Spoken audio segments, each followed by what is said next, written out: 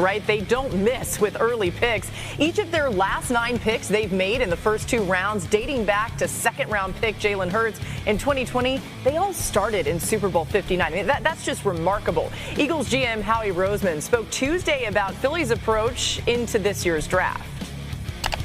Where we are right now, we have a lot of good players that have earned their paychecks. We have others coming up through that will be in position to earn paychecks. And so we want to get as many young, talented players on this roster as we can to add competition, which is one of Coach's core values, and also because of the financial situation that we're going to have going forward in our effort to try to win another championship for the city. DJ, the Eagles picking at 32, of course. What should they be looking to do at that spot in the draft? Well, you put your feet up on the desk and you wait for an unbelievably great player to just fall in your lap, because that's the way the draft works every year. Those are the rules, Laura. I don't make them, but that's just the way that it goes down. So they can be patient. They lost some key pieces in free agency, so they could go in a couple different spots. Now, I look at a guy, like Tyler Booker, if he were to fall down because he didn't have a great workout, is that someone who could be in range for them? Obviously, they're going to have all the information coming out of that program. They love players out of Georgia. They love players out of Alabama. So that's one option from the Crimson Tide. And then Jihad Campbell, who I think is one of the top 15 players in the draft, but he's not entering into this part of the process healthy, and maybe he slides a little bit. But never in a million years did I wake up thinking that Nolan Smith would fall into their lap, yet he did. I never would have thought they could have got Cooper DeJean in the second round, yet they did.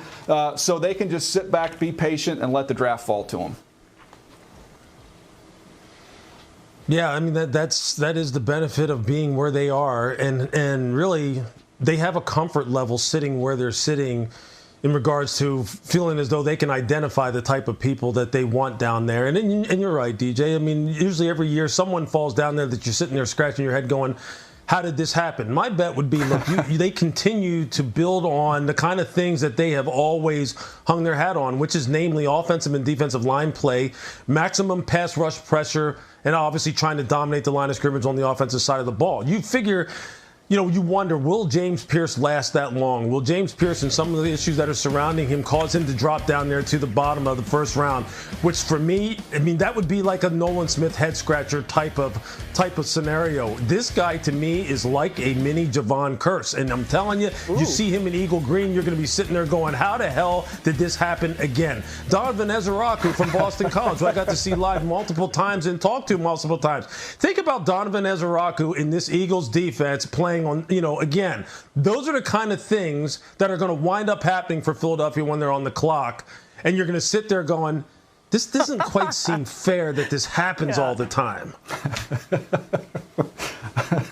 Well, first of all, listen, one thing history has taught me is to never trust that Howie Roseman is patient, okay? And they very well may be at this 32nd pick. But if there's a player they absolutely want, I would not be surprised if he tried to maneuver and make some moves in this draft. But ultimately, you guys have hit the nail on the head. If Jihad Campbell is there, it's a no-brainer for me. Multiple positions. He dropped in coverage. He comes off the edge. A middle linebacker guy that you could pair with Nakobe Dean. I know they just extended Zach Baun as well in Philly, but this feels like a Vic Fangio guy to me.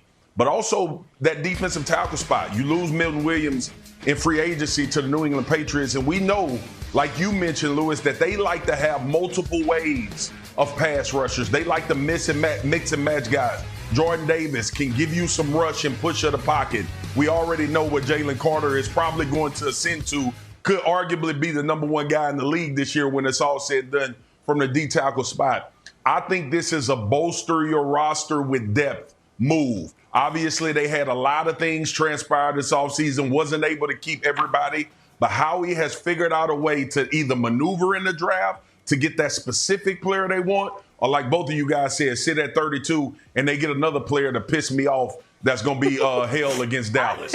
I was waiting for it. You were being so professional there, Swagoo. And then The Philadelphia Eagles are taking over, and no one across the league is acting like it's a surprise. In 1 month, they locked in a new coaching core, reshaped major parts of their roster, and watched their quarterback land on Time's 100 most influential people list. Inside the front office, change isn't coming. It's already here. Outside it, every analyst is starting to ask the same thing. Is this a strong roster trying to stay elite, or a rising dynasty already one step ahead? So, the first story is, Jalen Hurts didn't just win a Super Bowl, he made Time's 100 list. And no, it's not for stats. It's for what he's built, what he stands for, and what he's already chasing next. In February, Hertz led the Eagles to a 40-22 win over the Kansas City Chiefs in Super Bowl 59. He threw for 221 yards, 2 touchdowns, ran in another, and walked away with the MVP. That alone should have cemented his legacy. But for Hertz,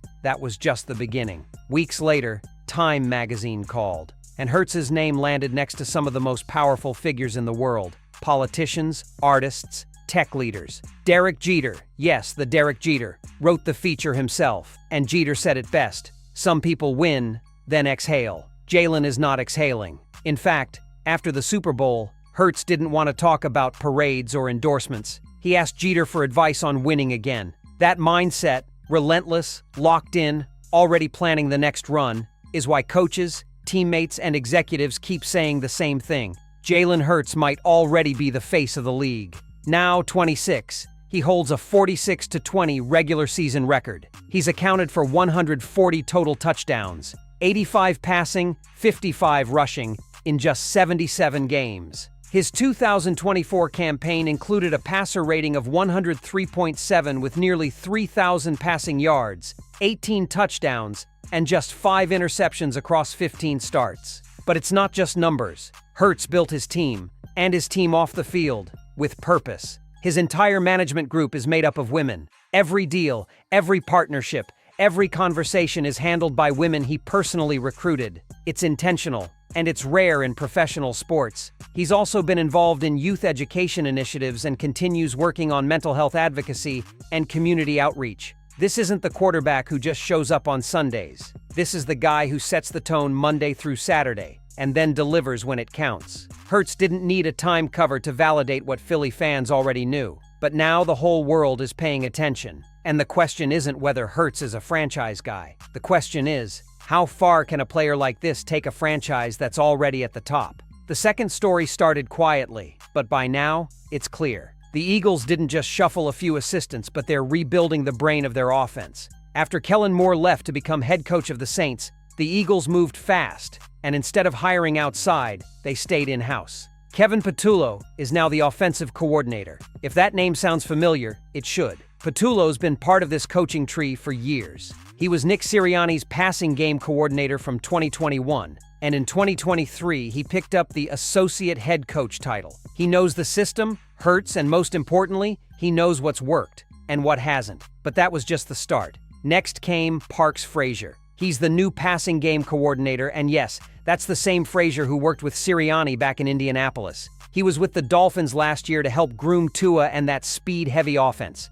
Now he's back under Sirianni, and this time, in a bigger role. Then they brought in Scott Loeffler. He's been coaching QBs for nearly 3 decades, most recently as head coach at Bowling Green. His job now is to keep Jalen Hurts evolving, but it doesn't stop there. Greg Austin is back as assistant offensive line coach. Montgomery Van Gorder joins from Georgia. Cole Peterson slides in as assistant to the head coach. Every role matters, and every hire looks like it was hand-picked to plug into something bigger. This isn't about replacing more. It's about upgrading every layer. Have the Eagles quietly built a coaching team that can outthink and outlast the rest of the league? The Eagles just won the Super Bowl, and then immediately tore the house down. This offseason hasn't been about celebration. It's been about reloading, and the moves they've made are bold and unexpected but calculated. Talking about the exits, Josh Sweat is out. He's gone to Arizona on a 4-year, $76 million deal. One of their most reliable pass rushers. Now wears red and black. Then Milton Williams followed.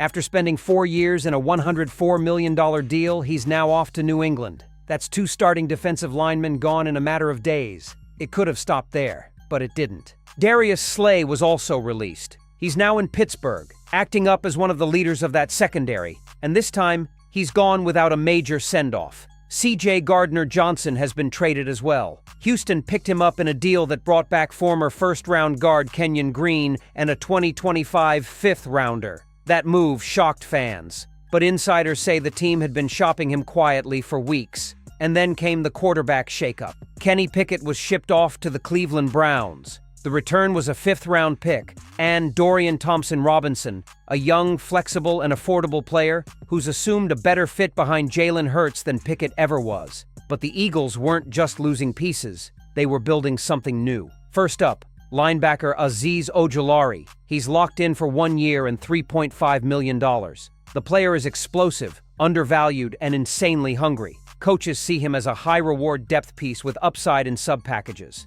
Then came Josh Uche. He's a former Patriot. It's a quiet deal of 1 year and $1.9 million, but it could fill a critical rotational need on the edge, say analysts. But the real twist is Jahan Dotson. Philadelphia pulled off a deal with Washington and sent out a 3rd and 2/7 to grab the speedy wideout. Dotson's still young and developing, but scouts love his route running. And now he's in a room with A.J. Brown and Devonta Smith. That's a scary trio, believe insiders. And finally, there's the O-line. Meet Kenyon Green, the former Texans first-rounder. Coming off a down year, but the Eagles believe they can unlock him. If they pair him with Cam Jurgens, the team is expected to get serious protection upside for Hertz. So, what does this all mean? Well, this wasn't about maintaining the old roster. It was about building the next one. Faster, more affordable, and built around the guys who will be here 3 years from now. Some players got priced out, while others were let go for culture reasons and some trades. Reportedly, those were simply business.